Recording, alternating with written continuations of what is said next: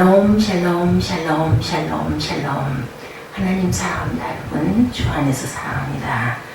오늘은 사무엘상 19장 말씀, 우리 18절에서 24절까지 함께 합독했습니다. 사무엘상은 24절까지 있죠. 사무엘상 내용을 쭉 보면은 사울이 다윗을 죽이려고 계속 끌게 합니다. 그런데 요나단과 미갈이 구해주는 부분들이 나타나죠. 블레셋과의 전쟁으로 크게 싸워서 다윗이 큰 공을 세웠는데도 불구하고 9절에 보면은 여호와께서 부리시는 악령이 사울에게 접하였다. 그래서 또한 다윗이 손으로 숨을 탈 때 단창을 던져서 그를 죽이려 하는데 다윗이 피하죠. 그래서 살아나게 됩니다. 그리고 미갈이 또한 살리는 부분이 나타나죠. 죽이러 오는 것을 그 침상치 메고 오라는 것을 미리 알고 거기다가 우상을 뉘어놓고 머리에다가 그 탈을 씌워서 다윗이 향해놓고 다윗은 창문으로 달아내려서 도망가게 하는 그런 내용들이 나오죠. 그리고 많은 그 사람들을 보내 죽이려고 할 때마다 하나님의 영이 그에게 임하는 내용들이 쭉 나타납니다. 18절에 보면 다윗이 도피해서 어디로? 라마로 갑니다. 키에서 가죠. 사무엘이 나아가 사울이 자기의 행한 일을 다 전하였고 다윗과 사무엘이 나요스로 가서 살았더라. 이렇게 나타나 있습니다. 어떤 사람이 사울에게 전하 이르되 다윗이 라마 나요스에 있더이다. 20절에 사울이 다윗을 잡으러 전령을 또 보내죠. 그들이 선지자 무리가 예언하는 것과 사무엘이 그들의 수령을 선 것을 볼 때 하나님의 영이 사울의 그 전령들에게 임하며 그들도 예언을 합니다. 다윗은 죽여서는 안 될 사람이었던 거죠. 22절에 이에 사울도 라마로 가서 세고에 있는 큰 우물에 도착하여 물어 이르되 사무엘과 다윗이 어디 있느냐. 어떤 사람이 이르되 라마 나요스에 있나이다. 라마 나요스에 있다고 알려주죠. 사울이 라마 나요스로 가니라 하나님의 영이 그에게도 임하시니 그가 라마 나요스 이르기까지 걸어가며 예언을 했다.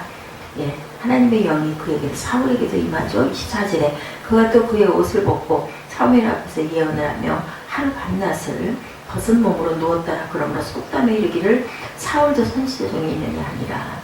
이렇게 하나님의 영이 임하니까 그만 입으로 계속 하나님의 영이 시키는 말을 하고 누워있는 모습이 오늘 보입니다.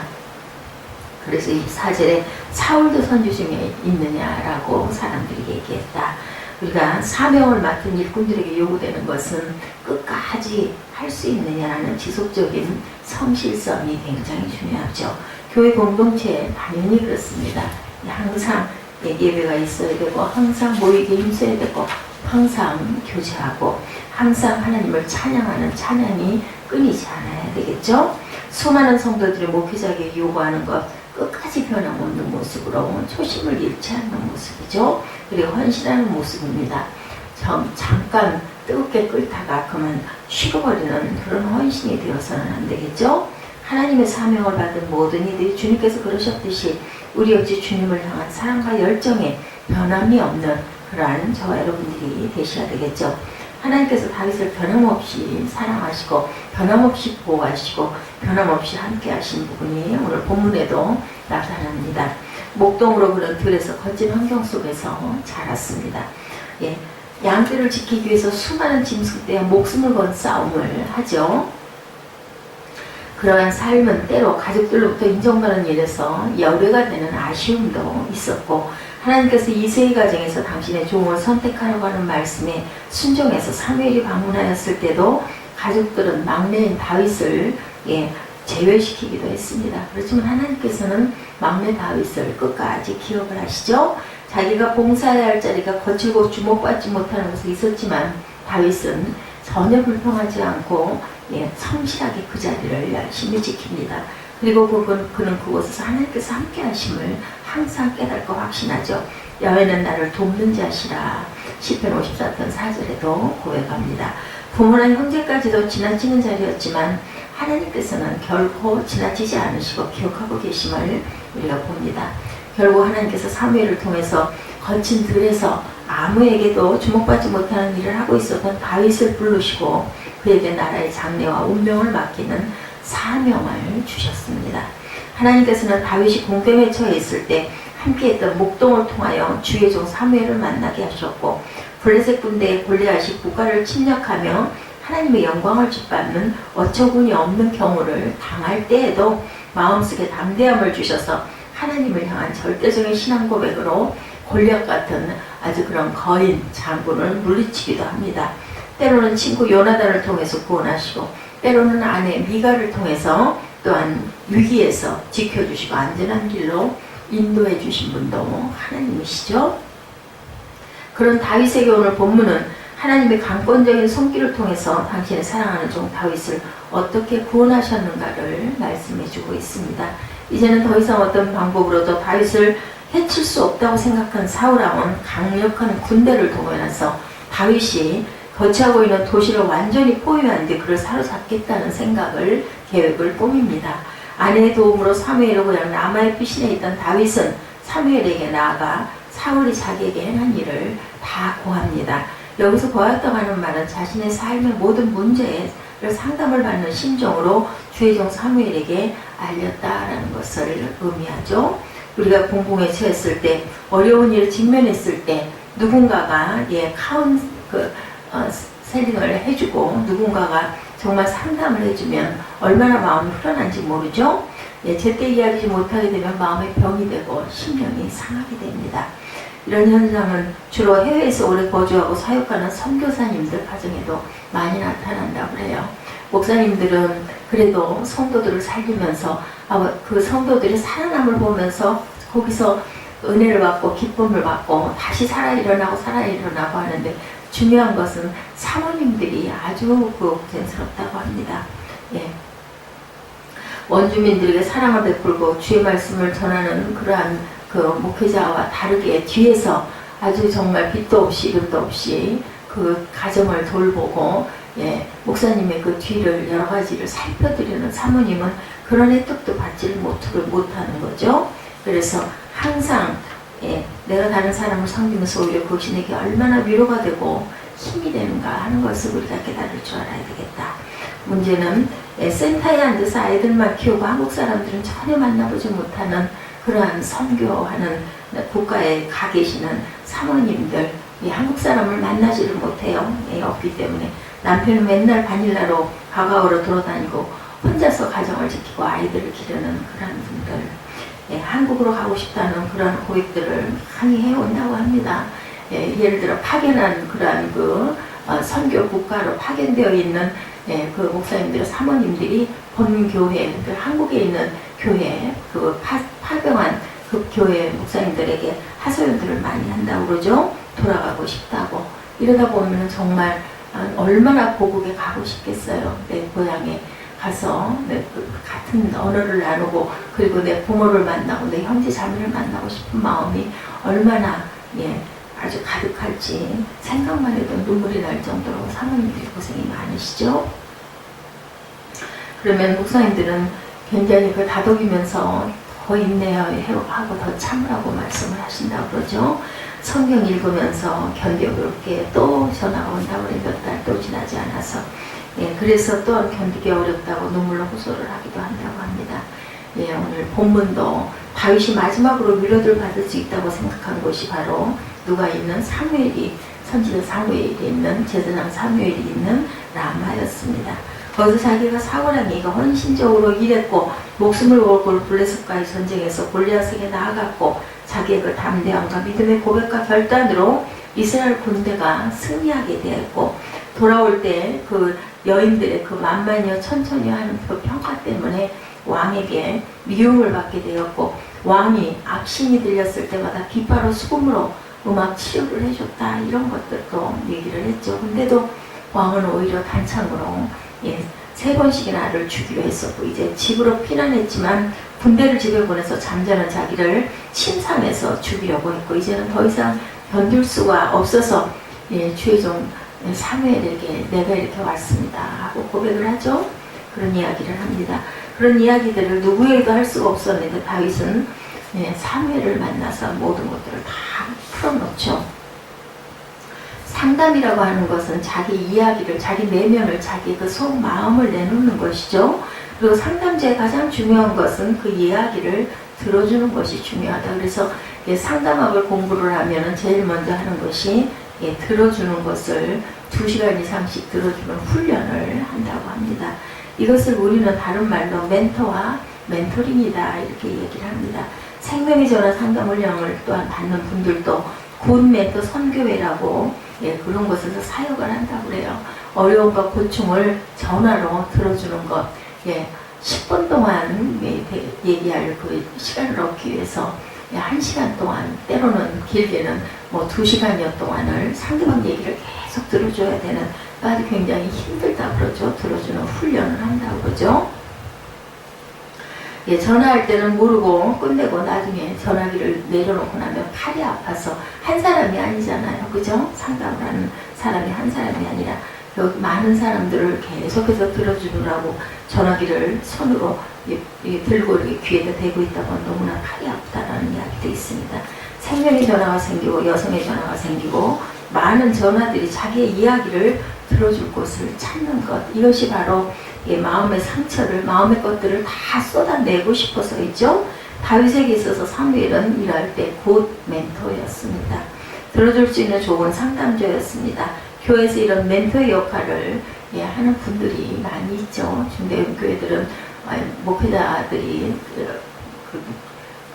멘토의 역할을 많이 하지만 또 그렇지 못할 경우에는, 부족할 경우에는 권사님들이나 장로님들이 멘토의 역할을 많이 하기도 합니다. 다윗에게는 사무엘이라는 멘토가 다행히 계셨죠. 자기의 모든 어려운 일들은 어느 누구에게도 할 수 없는 이야기를 다 내어놓고 합니다. 사무엘의 다윗의 이야기를 듣고 우리 고향을 떠나서 이웃 동네로 가자 라마 나요시라고 하는 동네로 자리를 옮기는 부분이 오늘 본문에 나타났죠. 일단 다윗에게 안정을 주고 그리고 다윗과 함께 있으면서 사무엘은 다윗을 위로합니다. 신앙적으로도 영적인 굿 멘토가 우리에게 굉장히 많이 필요하다는 겁니다. 19절에 있는 그 새로운 모습을 우리가 보는데, 혹시 사울에게 고하여 다윗이 라마 나요시에 있더이다. 19절에서 21절에서 22절에 계속해서 호기라는 말이 계속 나옵니다. 20절에도 어떤 사람이, 이것이 아마 번역되지 않은 그의 성경에는 호기라고 표현된 것 같습니다. 어떤 사람들이라는 거죠. 아마도 사울왕이 다윗이 숨어있는 곳을 내게 알려주면 상금이나 보상금이나 상을 주겠다, 이런 포상의 문제가 또 실려졌을지도 모릅니다.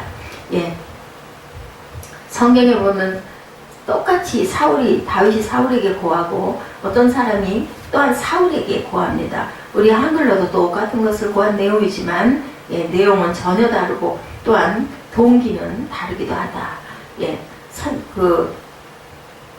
전자의 다윗이 사무엘에게 고한 것은 자신의 모든 삶을 내어놓는 상담을 원하는 피상남자의 모습이죠. 후자의 고하였다고 하는 것은 어떤 이익을 위해서, 어떤 다른 사람의 고통과 그런 실족을 위해서 하는 행위입니다. 절대로 우리 가운데 있어서는 안 될 문제죠. 이것을 잘 구별하지 못하는 사람들이 많이 있다. 오늘 사울에게도 불행하게 자신에게 다윗의 자리를 알려주고 고자질하는 사람들이 분명히 있었습니다. 이 사람이 저 사람에게, 사울에게 정보를 알려주지만 그것도 긍정적인 측근들은 당연히 아니었겠죠. 하나님께서는 그런 정보를 사울이 가질 때마다 군대를 라마 나요스로 보냈지만, 놀랍게도 선지자와 선지자의 생도들과 더불어 도착만 하면 군사들도 예언을 하고, 그들도 도착만 하면 입신의 경지에 이르게 해가지고 결국은 다윗을 보호하는 그런 내용들이 오늘 본문에 실려 있습니다. 이런 생각을 가지고 있었는데 사무엘의 말씀을 듣고 사무엘과 함께하는 그 은혜의 자리에 참여하면서 나중에는 군사들조차도 은혜를 받는 모습이 나타나죠. 그리고 돌아갈 때는 아주 그 귀한 은혜로 기뻐하면서 돌아갑니다. 사울이 또 다른 사람의 정보를 얻고 군대를 보내고 또 군대를 보내고 3번씩이나 그렇게 했지만 은혜 받고 돌아갈 때는 할렐루야, 이렇게 은혜를 받고 돌아갔다. 결국은 사울왕은 자신이 직접 가야 되겠다는 생각을 하고 왔는데 결국은 어떻게 돼요? 사울왕도 또한 입으로 막 예언을 하게 되죠. 그래서 마지막 보면은 뭐라고 얘기를 해요? 24절에 사울도 선지자 중에 하나냐, 이렇게 얘기를 했다, 이렇게 나타나 있습니다. 예, 옷을 벗고 예언을 하며 조밀 벌거벗은 몸으로 누웠었다라는 거죠. 사울왕도 하나님의 종 사무엘 앞에서는 어쩔 수가 없었다.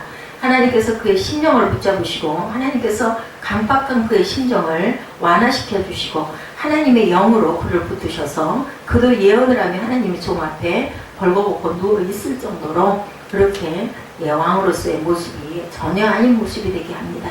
오늘 우리는 여기까지 하나님께서 인도하시는 모습을 보면서 귀한 것들을 깨달아야 되겠죠.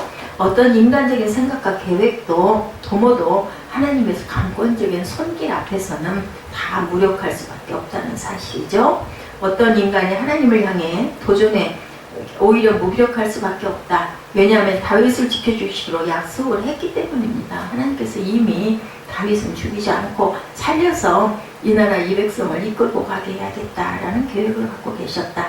내가 사망의 음침한 골짜기를 다닐지라도 해를 두려워하지 않을 것은 내가 주께서 함께 하심이라. 임마누엘의 약속이 다윗에게는 살아 있었다라는 것입니다. 하나님과의 약속이 다윗의 삶 속에서 언제나 유효했죠.